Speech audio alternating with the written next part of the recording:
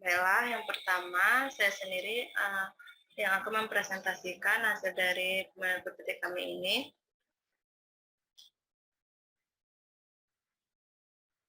Pertama itu ada pengertian dari bioremediasi. Bioremediasi berasal dari dua kata, yaitu bio dan remediasi, yang dapat diartikan sebagai proses dalam menyelesaikan masalah.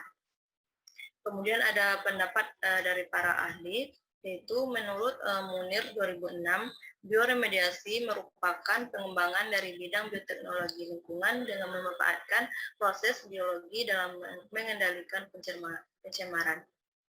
Kemudian ada menurut Sunarko 2001, bioremediasi mempunyai potensi untuk menjadi salah satu teknologi lingkungan yang bersih, alami, dan paling murah untuk mengantisipasi masalah-masalah lingkungan.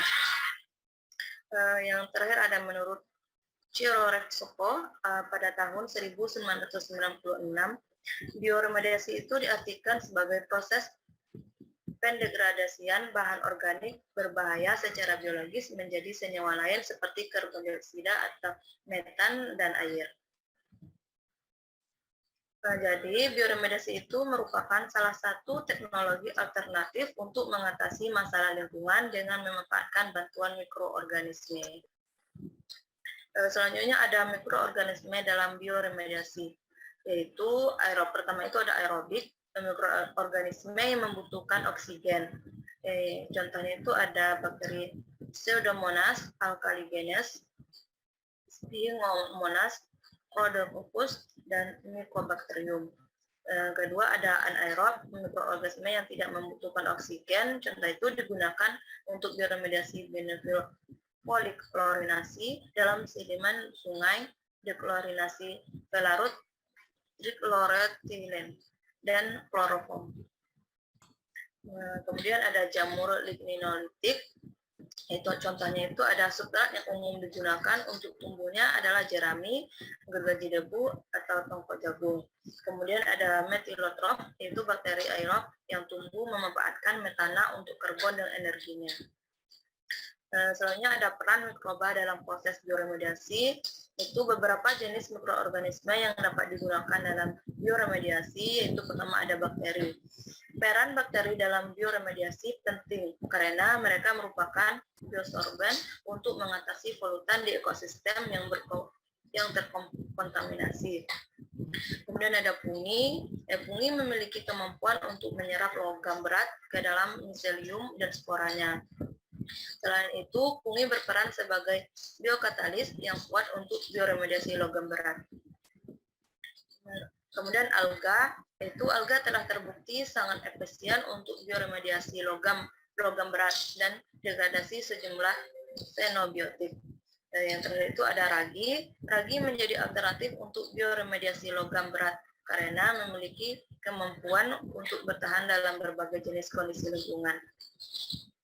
Selanjutnya ada jenis dan teknik bioremediasi dan akan dibacakan oleh rekan saya, Kak Dinia.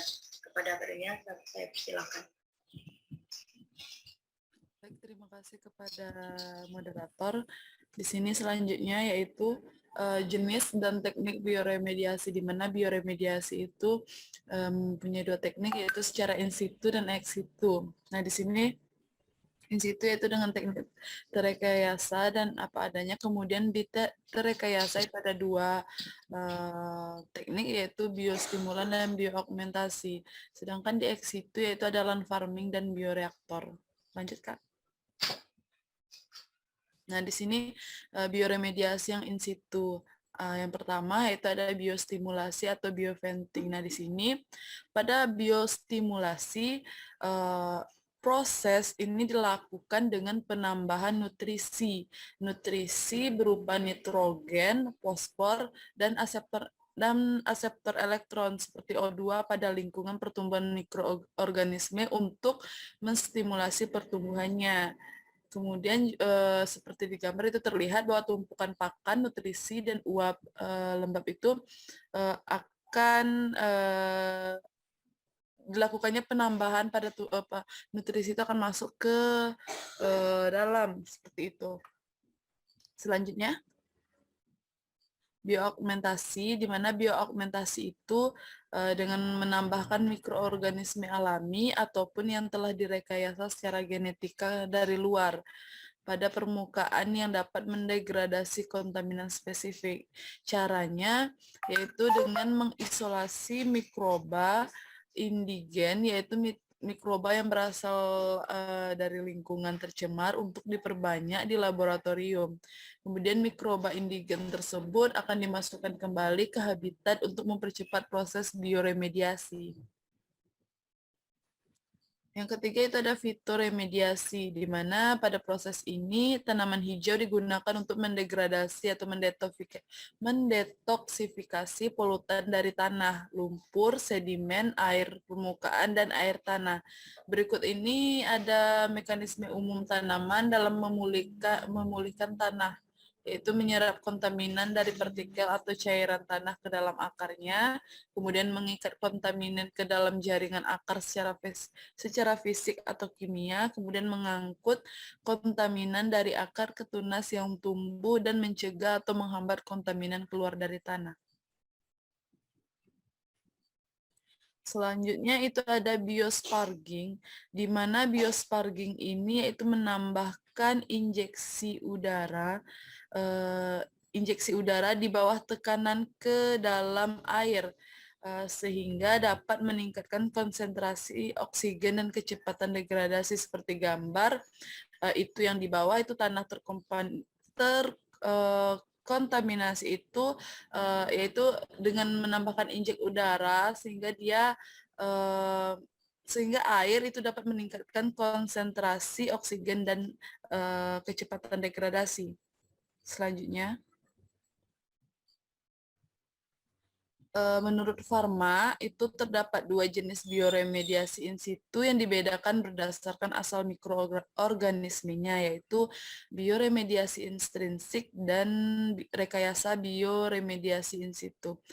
Nah, jadi bioremediasi intrinsik ini, bioremediasi in situ jenis yang dilakukan tanpa perubahan mikroba langsung dan dapat dilakukan melalui intermediasi atau perantara dalam kondisi ekologis daerah yang terkontaminasi. Kemudian rekayasa bioremediasi in situ, di mana jenis ini dilakukan dengan melalui pengenalan mikroorganisme tertentu ke lokasi yang akan dikontaminasi. Karena kondisi ini tempat kontaminasi yang paling sering tidak menguntungkan untuk pembentukan dan bioaktivitas mikroorganisme yang diubah secara eksogen. Misalnya, bioremediasi intrinsik lingkungan diubah dengan sedemikian cara sehingga kondisi fisikokimia yang lebih baik tersedia oksigen, akseptor elektron, dan nutrisi misalnya nitrogen dan fosfor itu diperlukan untuk meningkatkan pertumbuhan mikroba. Selanjutnya bioremediasi ex situ. Yang pertama itu land farming, di mana land farming ini adalah teknik bioremediasi sederhana di mana tanah yang terkontaminasi itu nantinya digali dan disebarkan di atas lapisan yang sudah disiapkan dan digarap secara berkala sampai polutan tersebut itu terdegradasi. Tujuannya yaitu untuk menstimulus mikroorganisme biodegradatif indigen dan memfasilitasi degradasi kontaminan aerobik. Teknik ini digunakan untuk bioremediasi tanah dengan cara mengangkut tanah tempat yang tercemar ke lokasi perawatan. Selanjutnya tanah tersebut akan disebar dan ditambahkan dengan nutrisi dan air. Lanjut, Kak. Kemudian slurry bioreaktor, di mana slurry bioreaktor itu dapat kita definisikan sebagai bejana containment dengan mencampurkan 3 fase materi, yaitu pada cair dan gas untuk meningkatkan laju bioremediasi polutan. Kemudian ini biasanya dilakukan untuk tanah atau air yang tercemar dengan menggunakan aqueous reaktor. Bioreaktor tersebut ditambahkan nutrisi, oksigen, dan air untuk pertumbuhan mikroba dari bioremediator tersebut. Kemudian bioremediasi dengan teknik ini dianggap lebih cepat karena keadaan dalam reaktor bisa dikendalikan sepenuhnya dan tidak terpengaruh oleh faktor luar yang mungkin akan menghambat proses dari bioremediasi itu sendiri. Lanjut, Kak. Yang ketiga itu pengomposan, di mana pengomposan itu adalah teknik yang melibatkan penggabungan tanah yang terkontaminasi dengan bahan organik tidak berbahaya seperti kotoran ternak atau limbah pertanian yang dapat meningkatkan aktivitas mikroorganisme.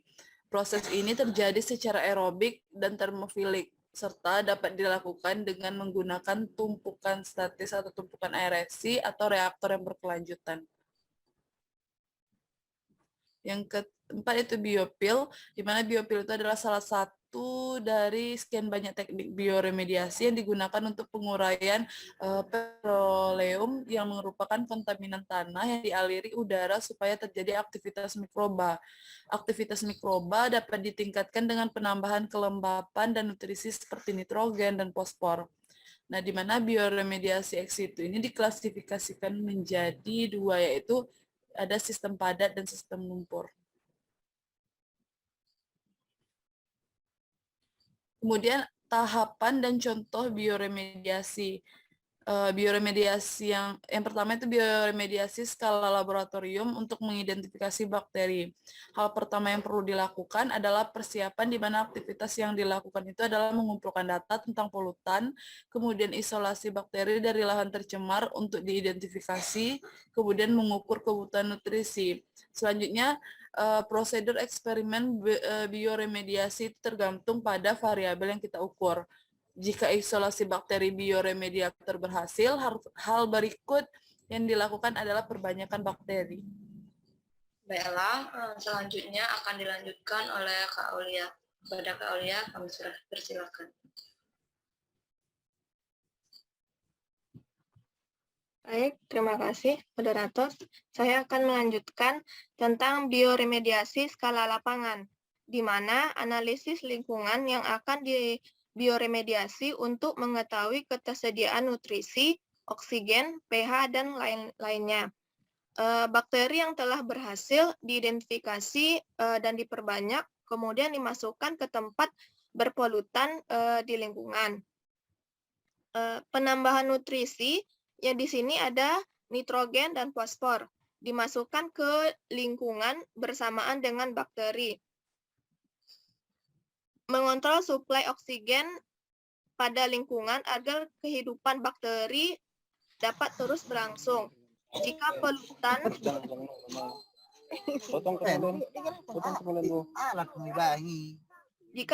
berada di tanah, biasanya bisa diberikan suplai oksigen dengan banyak cara injeksi ke dalam tanah. Jika polutan berada di dalam air tanah, suplai oksigen diberikan dalam bentuk hidrogen peroksida. Proses bioremediasi perlu diamati secara berkala hingga kadar polutan sudah mencapai batas aman di lingkungan. Kurang jolo kan? Pindangin lah dulu temannya moderator. Itu mengganggu suara voice-nya. Iya, Kak Desi, mohon di-mute.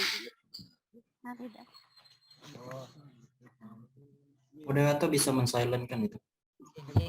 Saya bukan host. Saya.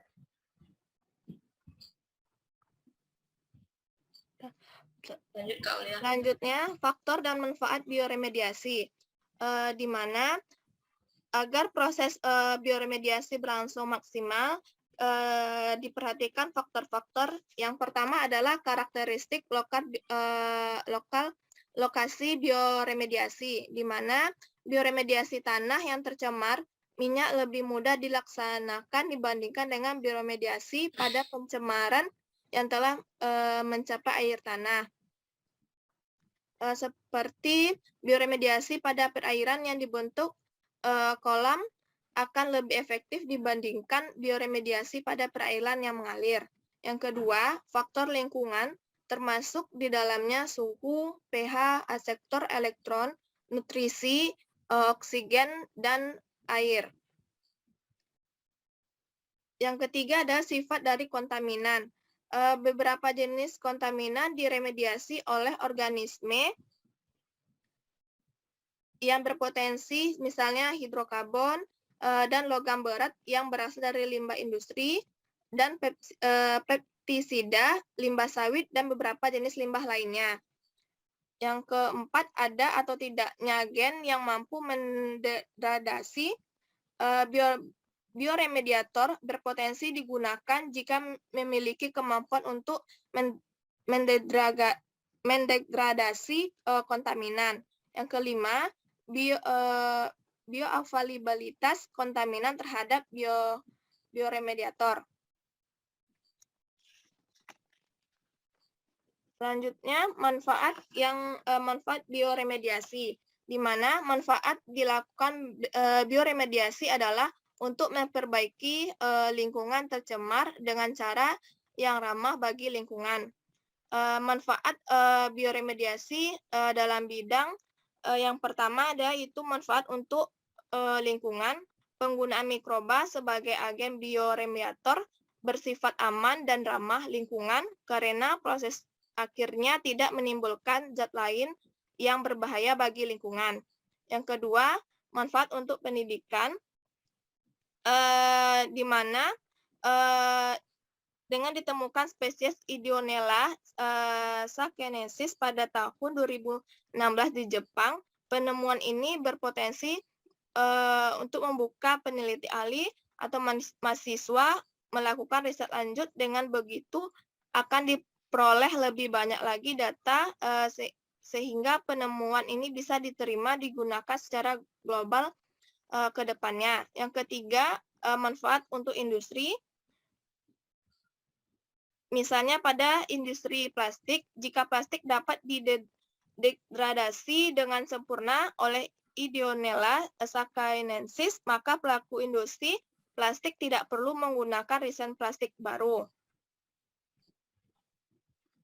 melainkan cukup menggunakan kembali bahan hasil degradasi. Selanjutnya, manfaat untuk ekonomi.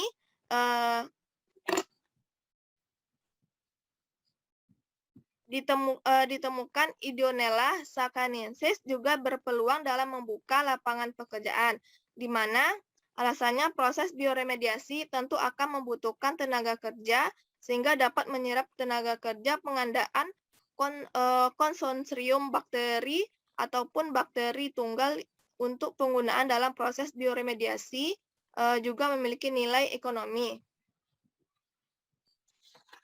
Selanjutnya, kelebihan dan kekurangan bioremediasi. Yang pertama adalah kelebihan dari bioremediasi. Proses pelaksanaan dilakukan langsung di daerah tersebut dengan lahan yang sempit sekalipun. Yang kedua, bukan hanya memindahkan tetapi juga mengubah polutan. Yang ketiga, proses degradasi dapat dilaksanakan dalam jangka waktu yang cepat. Yang keempat, aman digunakan karena menggunakan mikroba yang secara alamiah sudah ada di lingkungan. Yang kelima, tidak menggunakan atau menambahkan bahan kimia berbahaya. Yang keenam, teknik pengolahannya mudah diterapkan dan ekonomis, bersifat fleksibel dan cocok bila dikombinasikan dengan pelakuan teknologi lainnya, dan ramah lingkungan. Selanjutnya, kekurangan dari bioremediasi. Yang pertama, tidak semua bahan kimia dapat diolah secara bioremediasi, membutuhkan pemantauan yang efektif, membutuhkan lahan atau lokasi khusus, pengontrolan bersifat toksik, berpotensi menghasilkan produk yang tidak dikenal, dan persepsi sebagai teknologi yang belum teruji. Terima kasih, saya kembalikan ke moderator. Terima kasih kepada Kak Aulia. Dan itulah hasil presentasi dari kelompok 5 tentang bioremediasi. Dan selanjutnya kita masuk ke sesi kritik dan saran. Apakah dari rekan-rekan ada yang ingin mengkritik atau memberikan saran kepada kelompok kami? Dipersilakan.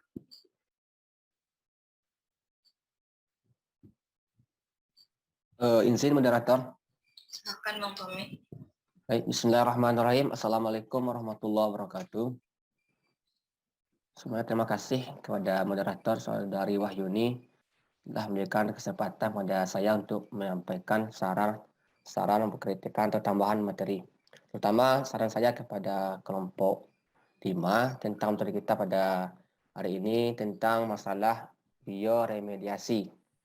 Di mana dari paparan PPT-nya itu di samping menjelaskan apa itu sih bioremediasi, sebenarnya di bahan yang diberikan Ibu di learning kan ada beberapa bentuk masalah di berbagai negara atau penyerapan bioremediasi di beberapa negara di dunia. Ada di Indonesia seperti pencemaran sungai di Ciliwung, Citarum, dan juga di Bangladesh.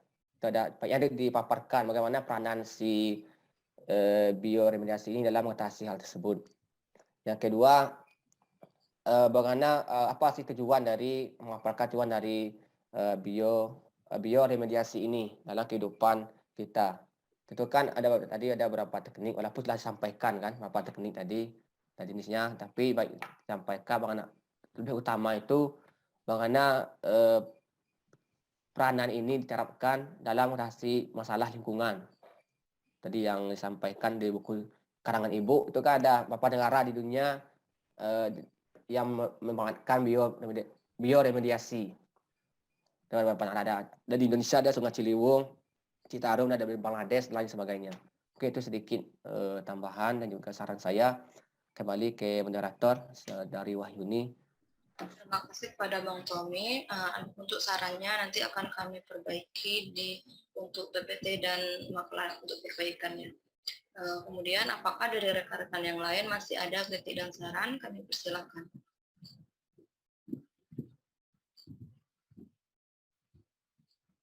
Jika tidak ada, kita masuk ke sesi tanya jawab. Apakah dari rekan-rekan ada yang ingin bertanya?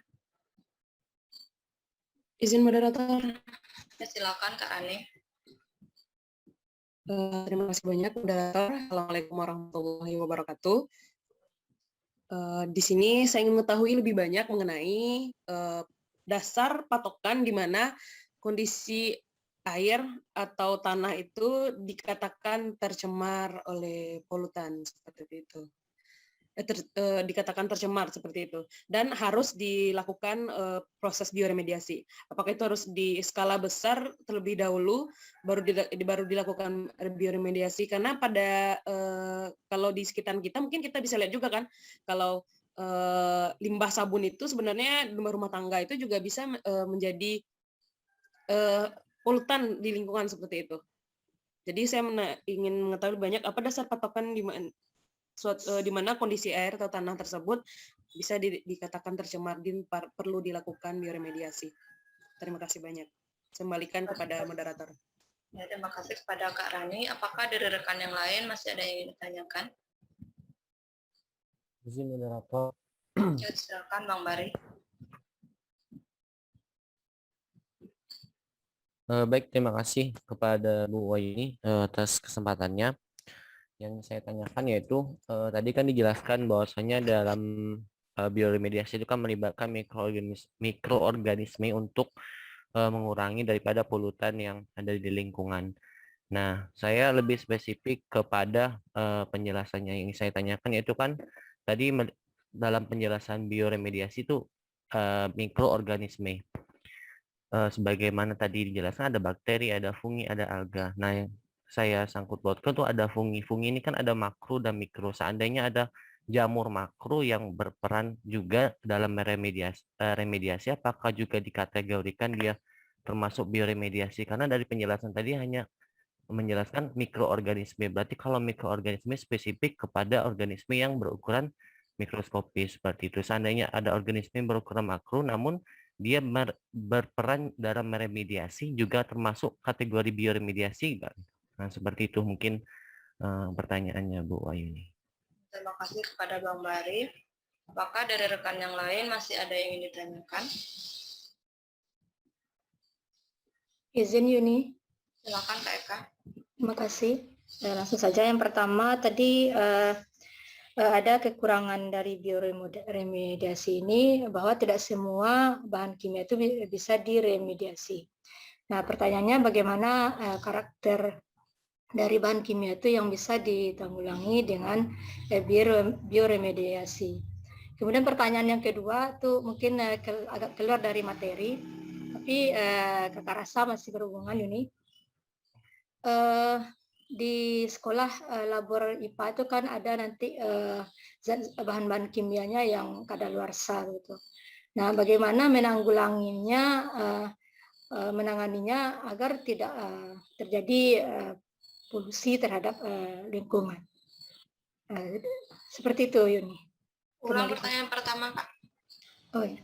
Tadi kan ada kekurangan dari bioremediasi ini bahwa tidak semua bahan kimia bisa di bioremediasi. Nah, bagaimana karakternya?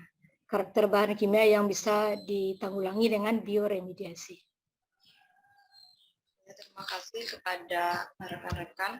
Dan di sini saya akan mengulangkan pertanyaan dari rekan-rekan semua. Yang pertama dari Kak Rani, yaitu dasar patokan kondisi air dan tanah dikatakan tercemar.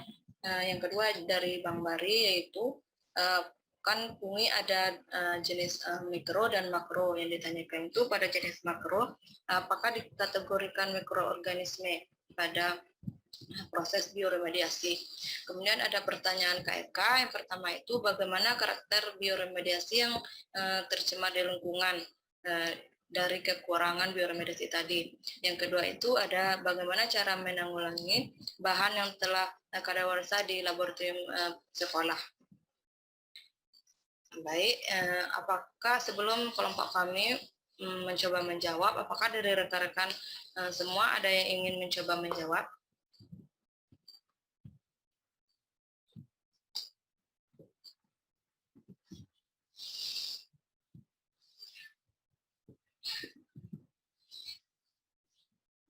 Atau dari Kak Aulia dan Kak Dinia?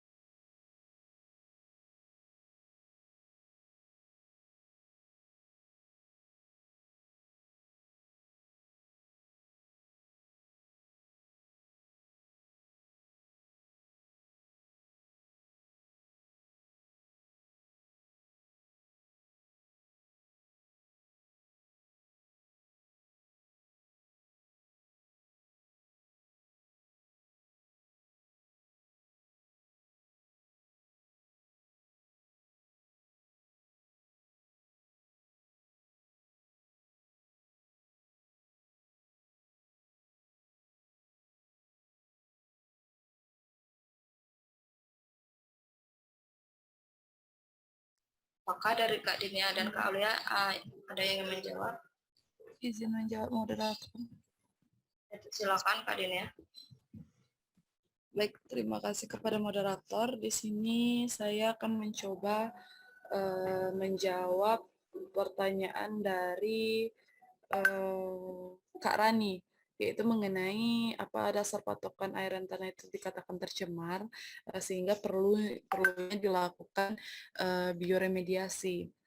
Sama-sama kita ketahui bahwasanya bioremediasi itu merupakan salah satu teknologi alternatif, yaitu untuk mengatasi masalah lingkungan dengan memanfaatkan mikroorganisme. Nah, jadi ciri-ciri tanah ataupun air yang tercemar Bagaimana kita mengenalinya? Kalau misalnya tanah yang tercemar itu dia memiliki derajat keasaman atau pH yang sangat tinggi sehingga tidak dapat digunakan untuk menanam tanaman yang bermanfaat bagi manusia, hewan, dan makhluk hidup lainnya, sehingga pH yang tinggi juga akan merusak bagian-bagian dari tanaman itu sendiri sih.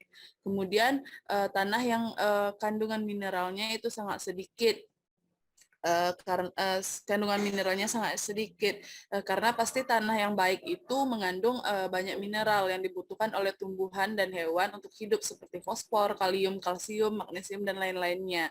Tetapi seandainya jika tanah tersebut sudah tercemar, maka jumlah kandungan mineral-mineral yang ada di dalam tanah tersebut itu sangat sedikit dan digantikan oleh polutan yang kadarnya melebihi ambang batas, sehingga perlu dilakukan bioremediasi. Nah, seperti itu. Kemudian tanah yang tercemar itu ketika pertumbuhan mikroorganisme dan jamur di tanah tersebut tidak ada. Tanah yang subur itu menjadi tempat tinggal yang baik itu bagi mikroorganisme dan jamur. Salah satu ciri tanah yang tercemar yaitu tidak adanya pertumbuhan mikroorganisme jamur baik di permukaan maupun di dalam tanah. Kemudian tanah yang tercemar itu adalah tanah yang unsur haranya hilang. Selain dapat menyuburkan tanah, unsur hara juga berperan penting untuk perkembangan dan pertumbuhan mikroorganisme tanaman. Jika unsur hara hilang, maka pertumbuhan dan perkembangan itu tidak akan terjadi. Kemudian kalau untuk ciri-ciri air yang tercemar sehingga perlu dilakukan sehingga perlu dilakukan bioremediasi, yaitu yang pertama adanya bahan pelarut dan endapan. Bahan pelarut dan endapan itu dapat membuat air tersebut berbau, kemudian memiliki derajat keasaman yang tinggi, memiliki rasa dan warna yang berbeda. Kemudian mikroorganisme yang berlebih. Nah, saat limbah atau sampah yang ada di dalam air itu akan diuraikan oleh mikroorganisme. Untuk menguraikannya, mikroorganisme itu membutuhkan pasokan oksigen, makanya dilakukan bioremediasi. Nah, seperti itu. Mungkin itu jawaban dari saya, dikembalikan lagi kepada moderator. Baik, sebelum saya kembalikan ke Kak Rani, apakah dari rekan-rekan yang lain ada yang ingin menambahkan jawaban dari kelompok Kamis? Dipersilakan. Yang saya menambahkan Wahyuni. Silakan, Bang Tommy. Baik, saya akan mencoba menambah jawaban dari pemateri dari Dinia Angelina dan pertanyaan dari Bu Rani, apa indikator tanah dan air yang dapat digunakan teknik dari bioremediasi. Tadi secara fisik mungkin sudah disampaikan oleh Bu Dinia tadi, di mana ada beberapa, utama ada kita melihat adanya peningkatan pH tadi disampaikan, ada perubahan warna, bau, adanya mikroorganisme itu ada yang berkurang atau bertambah, itu mungkin dari secara fisiknya mungkin sudah dapat kita ketahui tadi beberapa jawaban dari Dinia. Di sini saya lebih kepada mungkin secara mikrobiologi ya, atau secara spesifiknya. Kalau untuk air itu ada kalau kita perhatikan itu ada nilai batasnya, ada namanya kita berapa jumlah oksigen terlarut, ada DO, dan berapa jumlah kebutuhan oksigen kimia, ada BOD, tidak ada COD. BOD ini kan mungkin kebutuhan oksigen terhadap biologi dan kebutuhan oksigen terhadap kimia. Itu ada nilai yang telah ditentukan berapa nilai tersebut, misalkan nilai 3 dan lain sebagainya. Ini tercemar, tanah air ini tercemar. Mungkin itu sedikit tambahnya untuk air. Kalau untuk fisiknya mungkin sudah ditambahkan secara detail oleh Ibu Dinia tadi. Mungkin itu Wahyuni. Terima kasih kepada Bang Tommy. Apakah dari rekan yang lain masih ada yang ingin menambahkan jawaban dari kelompok kami?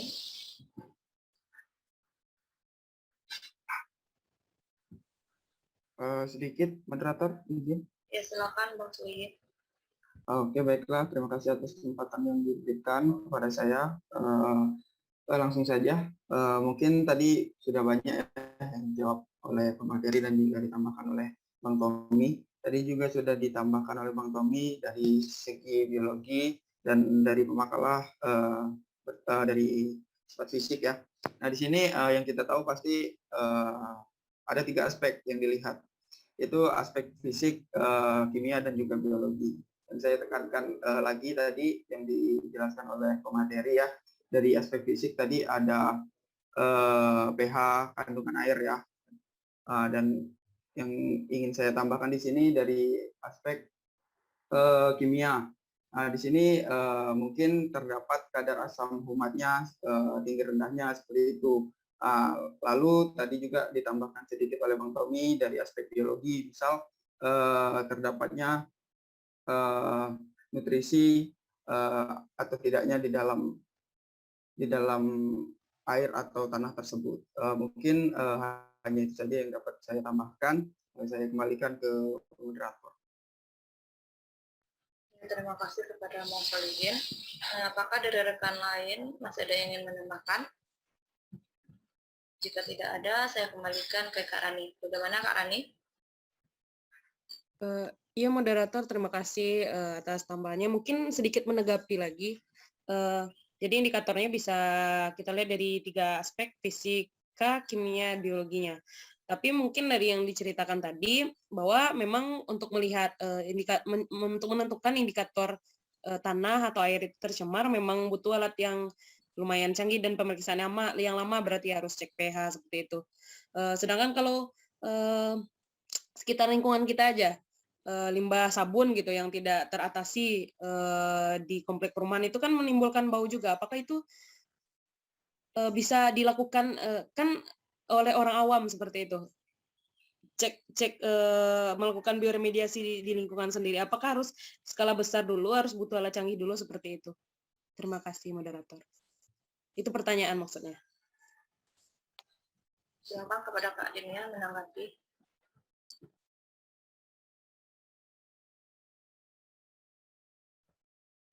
Baik, terima kasih kepada moderator. Menanggapi hal tersebut, dulu waktu ini juga saya pengalaman juga, dulu waktu S1 itu ada namanya di Kabupaten Tanah Datar itu daerah Sungaiang. Nah, di sana di situ ada sungai, di mana di sungai itu ada terjadi bukan apa ya? Ada masalah gitu kan, di mana di situ sampah di situ dibuang, kemudian air limbah rumah tangga juga dibuang. Nah, seperti itu. Itu kan merupakan salah satu yang menyebabkan air itu terkontaminasi gitu kan, atau air yang seperti berbau dan lain sebagainya. Jadi salah satu cara kami kemarin sebagai mahasiswa untuk mengatasi hal tersebut itu yaitu melakukan penyuluhan dan sekaligus tindakan untuk kan sampahnya tercemar, jadi untuk membersihkan tempat tersebut dan memberikan solusi bahwasanya air seperti limbah sabun itu tidak dibuang lagi ke sungai seperti itu. Jadi ada dialirkan ke tempat yang lain. Misalnya kan kalau rumahnya seperti di tepi sungai, otomatis air limbahan kamar mandi itu kan langsung ke sungai gitu. Jadi diatasi dengan tidak langsung ke sungai, tetapi dialiri ke tempat yang lain sehingga air sungai tersebut tidak tercemar. Mungkin itu tanggapan saya. Dikembalikan lagi kepada moderator. Baik, terima kasih kepada Kak Dinia. Bagaimana Kak Rani? Atau ada rekan yang lain ingin menambahkan?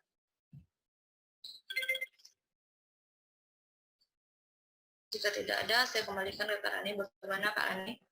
Oke, terima kasih. Saya kembalikan kepada moderator. Baik, terima kasih kepada Kak Rani. Apakah Kak Ule ingin menjawab?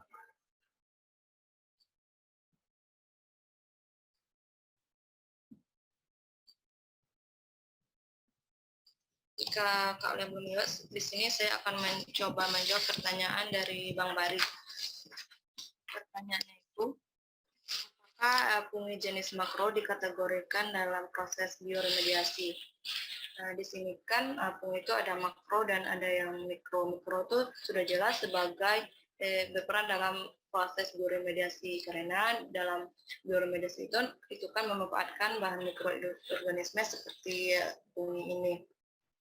Yang kita tahu kalau makro itu kan makro itu besar, jadi di sini dikatakan fungi jenis besar itu seperti jamur yang besar yang bisa dimakan. Jadi menurut saya itu fungi jenis makro ini tidak bisa dalam proses bioremediasi, di mana dalam proses bioremediasi ini memanfaatkan fungi dalam jenis mikroorganisme yang kecil mikro begitu. Maka dari Kak Dinia atau Kak Aulia ada yang ingin ditambahkan? Atau dari rekan yang lain? Sino Yuni. Silakan Bang Raffi. Ya, terima kasih kelompok penyaji. Assalamualaikum warahmatullahi wabarakatuh. Saya ingin menanggapi pertanyaan dari Pak Ahmad Subari, akan tetapi kita lihat konteks pertanyaan dari Pak Ahmad Subari terlebih dahulu gitu. Jadi di sini sepemahaman saya, apakah Pak Ahmad Subari ini membandingkan bagaimana peranan mikroorganisme dalam bioremediasi dengan organisme tingkat tinggi atau yang multiseluler begitu. Nah, termasuk tadi yang ditanyakan jamur. Nah, kalau kita melihat dari yang ditanyakan, untuk bioremediasi yang dilakukan oleh organisme multiseluler itu ada. Banyak di jurnal-jurnal kita lihat penelitian-penelitian yang membahas mengenai kajian-kajian akumulator beberapa senyawa yang ada di dalam tubuh tumbuhan gitu. Jadi tumbuhan yang berfungsi, bisa didengar ini? Bisa, Pak. Oke.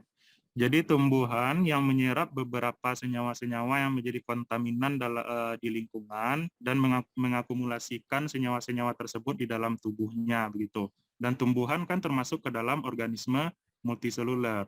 Nah, jadi banyak istilah-istilah terkait peran organisme multiseluler ini dalam bioremediasi. Ada istilahnya bioabsorpsi gitu. Jadi dia bersifat menyerap gitu senyawa-senyawa kontaminan yang ada di lingkungan. Kemudian ada yang namanya fitoremediasi. Nah, ini lebih fokus kepada tumbuhan yang berperan dalam menyerap senyawa-senyawa kontaminan tersebut sehingga mengakumulasikan di dalam tubuh tumbuhan itu sendiri. Jadi di jurnal-jurnal itu banyak kita lihat ada kajian-kajian akumulator beberapa tumbuhan seperti yang hidup di daerah yang punya logam berat gitu kan. Yang kandungan kromnya, kandungan kobaltnya, dan kandungan timbalnya itu juga tinggi. Nah, jadi saya rasa untuk peran organisme multiseluler di sini juga ada dalam proses bioremediasi. Terima kasih, saya kembalikan kepada kelompok penyaji. Terima kasih kepada Bang Raffi. Apakah dari rekan yang lain masih ada yang menambahkan? Silakan Kak Dinia.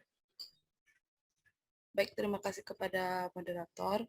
Di sini saya juga menyambung penjelasan dari Pak Raffi tadi, bahwasanya makroorganisme itu juga berperan dalam bioremediasi, di mana organisme tingkat tinggi atau mikroorganisme itu telah digunakan untuk mekanisme yang berkaitan dengan proses degradasi secara enzimatik, di mana mikroorganisme tersebut digunakan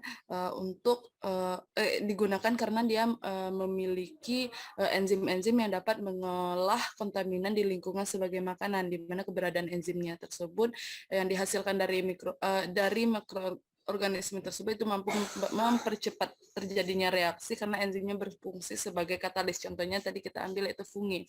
Nah, fungi itu memiliki kemampuan untuk menyerap logam berat ke dalam miselium dan sporanya. Selain itu juga fungi juga berperan sebagai biokatalis yang kuat untuk bioremediasi logam berat. Nah, seperti itu. Dikembalikan lagi kepada moderator.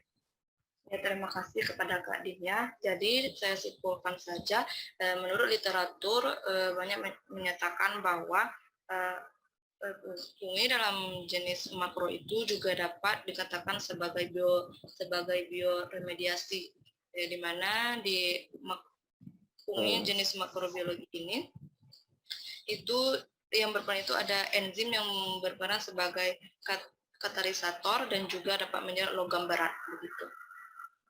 Maaf, moderator bisa Silakan. menanggapi sedikit dari saudara Pak Bari. Ya, silakan Ya, untuk baiklah. Di sini saya spesifik aja ya Anda saudara Pak Bari. Apakah tadi ini jamur yang golongan yang besar makro, apakah bisa dijadikan dalam teknik bioremediasi. Kalau kita kaji secara mendalam, teknik bioremediasi kan melibatkan dua unsur utama dalam cabang ilmu, pertama mikrobiologi dan bioteknologi. Kita turunkan lagi dalam pengertian bioremediasi itu kan suatu proses yang memanfaatkan mikroorganisme seperti fungi, bakteri, jamur, tanaman atau enzim untuk mengatasi pencemaran terhadap lingkungan. Itu literatur dari judulnya artikel dari Bambang Priadi dengan judulnya itu teknik bioremediasi itu sebagai upaya untuk pengendalian pencemaran air.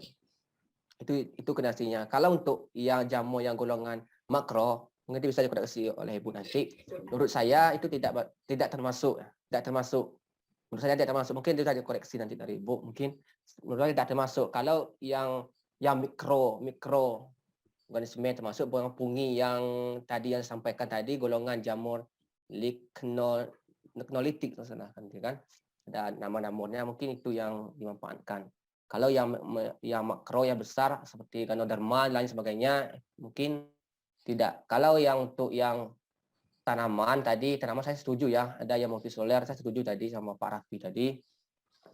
Itu dilibatkan, ada beberapa artikel juga saya baca itu dilibatkan bagian tanaman. Tapi untuk yang jamur, yang fungi, yang makro yang besar itu menurut saya tidak. Oke, bisa dikoreksi sama Ibu nanti. Terima kasih, itu moderator tanggapan dari saya. Terima kasih kepada Bang Tommy. Di sini ada perbedaan, nanti akan dijelaskan oleh Ibu nanti. Bagaimana Bang Bari? Ya, terima kasih Bu Ayuni. Jadi menanggapi aja Bu ya. Jadi kenapa saya tanya seperti itu? Karena saya pun juga butuh semacam konsen yang didudukkan untuk dari pengertian bioremediasi. Karena kalau kita ketik tuh bioremediasi di Google kan penjelasannya selalu menspesifikasikan sedikit menjelaskan tentang mikroorganisme gitu. Sedangkan kan banyak juga organisme yang lainnya mungkin juga perannya kayak meremediasi gitu kan. Nah, jadi itu kenapa timbul pertanyaan tadi saya tanyakan ke penyaji, bioremediasi ini lingkupnya tuh apakah hanya mikroorganisme saja gitu. Seperti itu. Mungkin ya, itu saja dari saya, Bu Ani. Ya, terima kasih kepada Bang Bari. Apakah Kak Aulia ingin menjawab? Baik, terima kasih kepada moderator. Saya akan mencoba menjawab dari pertanyaan dari Bu Eka tadi, yang bagaimana karakter dari bahan kimia dari bioremediasi. Bioremediasi merupakan penggunaan mikroorganisme yang telah dipilih untuk tumbuh pada polutan tertentu sebagai upaya untuk menurunkan kadar polutan, di mana bioremediasi ini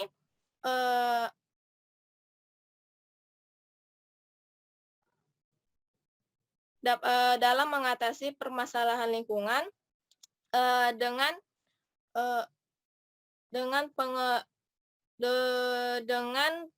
permasalahan di lingkungan seperti pencemaran,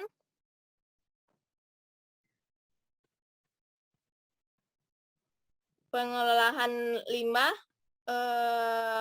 dan tanah, secara biologis atau bioremediasi,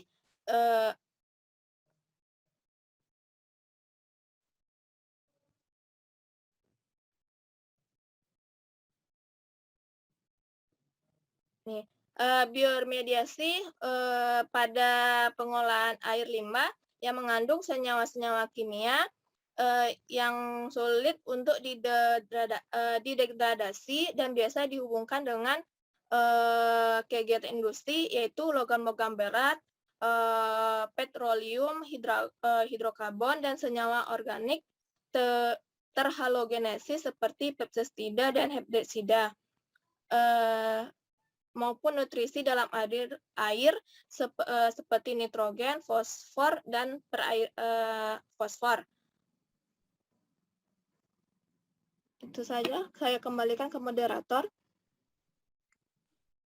Bagaimana dari rekan-rekan yang lain atau dari Kak Dinia? Bu Wayuni? Silakan Bang Raffi. Ya, Bu Wayuni. Ini masalah mikroorganisme dengan organisme multiselular lagi ya. Jadi kenapa banyak di pembahasan mengenai bioremediasi ini itu dibahas mikroorganisme, dan mikroorganisme sangat berperan penting. Nah, itu karena mikroorganisme sangat efektif dalam mendegradasi polutan-polutan atau kontaminan-kontaminan tersebut gitu. Secara konsepnya kita dapatkan bahwasanya bioremediasi ini kan cara melibatkan sistem biologis untuk membersihkan lingkungan yang terkontaminasi. Artinya kita memanfaatkan makhluk hidup untuk membersihkan lingkungan yang terkontaminasi gitu, yang ada polutan. Nah, jadi yang lebih efektif itu untuk membersihkan lingkungan tersebut adalah mikroorganisme. Makanya dalam teknik-teknik secara bioteknologi itu banyak yang digunakan itu adalah mikroorganisme. Nah, kenapa tidak organisme multiselular? Karena kurang efektif. Nah, jadi adanya jamur atau ada fitoremediasi menggunakan tumbuhan tadi itu kurang efektif. Jadi bukannya tidak ada secara konsepnya peran dari organisme multiselular ini dalam membersihkan kontaminan-kontaminan yang ada di lingkungan begitu. Kita sudah lihat banyak kajian adanya organisme-organisme multiselular itu yang berperan dalam menyerap. Nah, setidaknya dia menyerap dan mengakumulasikan di dalam tubuhnya senyawa-senyawa kontaminan tersebut gitu. Nah, lalu seperti yang dibilang Pak Tommy tadi, ini lingkupnya hanya mikrobiologi dan bioteknologi.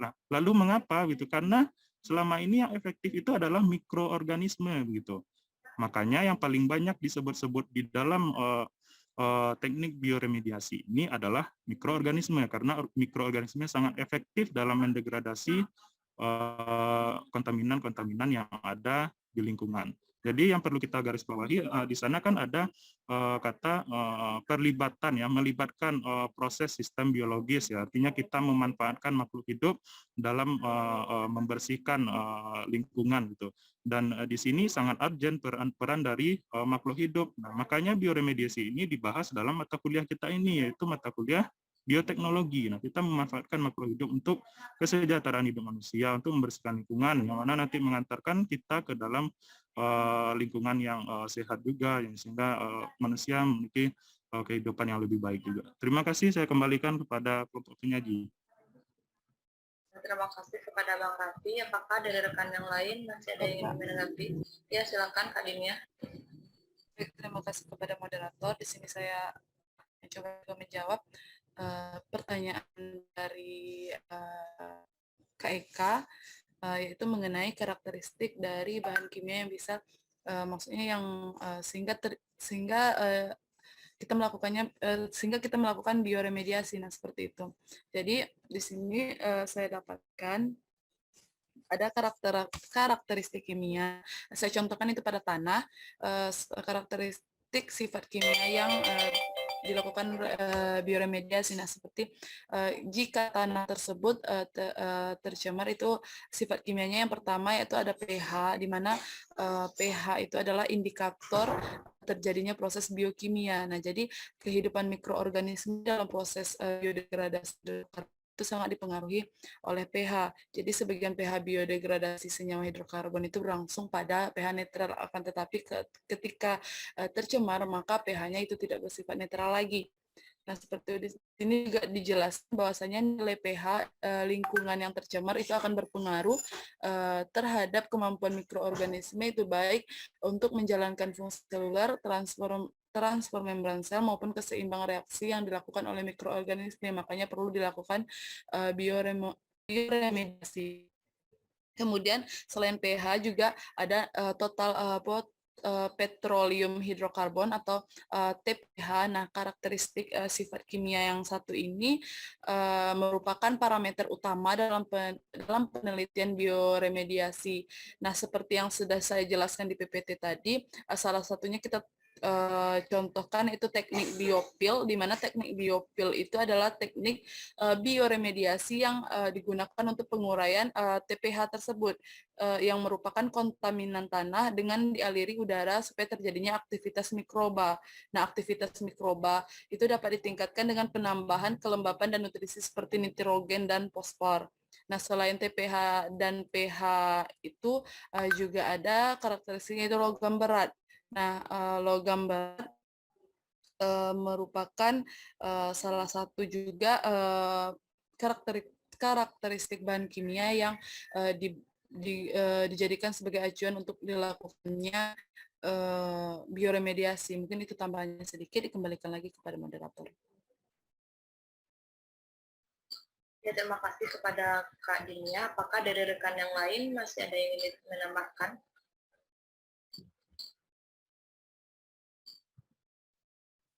Izin menambahkan moderator. Ya, silakan, Linda. Terima kasih atas kesempatannya moderator. Sebenarnya kelompok penyaji tidak mengaitkan jika kan tadi ada banyak jenis bioremediasi, ada secara ex situ, kemudian ada in situ. Jadi hanya menjelaskan pengertiannya secara umum, namun tidak mengaitkan jenis polutan yang mana yang cocok untuk jenis bioremediasinya. Kan in situ ada berbagai macam tekniknya, kemudian ex situ ada lagi berbagai macam tekniknya. Di materi yang Ibu bagikan pada halaman 62 itu ada jenis berdasarkan keberadaannya senyawa polutan itu dibedakan menjadi dua. Ada senyawa alami, ada senyawa xenobiotik. Yang pertama itu ada senyawa alami. Senyawa alami ini ditemukan di alam dan konsentrasinya sangat tinggi, contohnya minyak mentah dan logam berat. Jadi senyawa ini dapat diatasi dengan teknik, jadi dikaitkan teknik yang bisa digunakan untuk mengatasi senyawa alami ini adalah bioventing, kemudian biotumulasi, dan land farming. Kemudian ada lagi senyawa xenobiotik yang kedua, yaitu senyawa yang ditanyakan Kak Eka, yaitu senyawa kimia hasil rekayasa manusia yang sebelumnya tidak pernah ditemukan di alam. Contohnya pestisida, herbisida, plastik, dan serat sintesis. Teknik apa yang cocok digunakan untuk teknik bioremediasinya? Ada biosperging, kemudian fitoremediasi, ada bioreaktor. Menanggapi sanggahan dari Bang Raffi tadi, saya juga setuju dengan pendapat Bang Raffi di mana di materi Ibu dijelaskan bahwa bioremediasi itu melibatkan bakteri, alga, khamir, kemudian fungi. Apa peran alga, jamur, tumbuhan, dan sebagainya? Dijelaskan juga bahwa logam berat yang tidak dapat dihancurkan namun bisa diambil dari lingkungan oleh alga, jamur, dan tumbuhan kemudian dapat terakumulasi di dalam tubuh. Pengikatan dalam tubuh organisme terjadi karena protein yang berikatan dengan ion logam berat tersebut. Jadi sebenarnya pengertian bioremediasi itu bisa di pendahuluan materi juga melibatkan yang namanya fungi, alga, bakteri. Jadi untuk senyawa kimia seperti logam berat juga bisa dihancurkan oleh alga, jamur, dan tumbuhan. Terima kasih, saya kembalikan kepada moderator. Ya, terima kasih kepada Saudari Winda. Ya, kepada Kak Aulia, yang masih menjawab pertanyaan yang kedua dulu. Kepada Kak Aulia, silakan. Baik, terima kasih kepada moderator. Saya akan mencoba menjawab pertanyaan yang kedua dari Kak Eka, di mana cara menanggulangi bahan yang sudah kadaluarsa dalam laboratorium di sekolah. Cara pengolahan limbah di laboratorium Setiap limbah mempunyai cara pengolahan tersendiri tergantung dari jenisnya. Yaitu yang pertama ada pengolahan limbah padat, di mana penimbunan yang terbuka.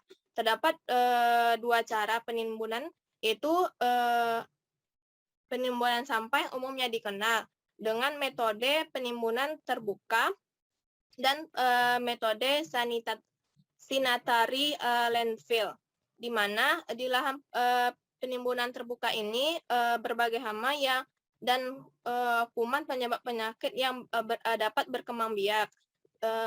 Selanjutnya, gas metan yang menghasilkan oleh pembusukan sampah organik dapat menyebar ke udara sekitar dan menimbulkan bau busuk atau serta mudah terbakar. Cairan ini tercampur dengan sampah dapat merembes ke tanah dan mencemari tanah serta air.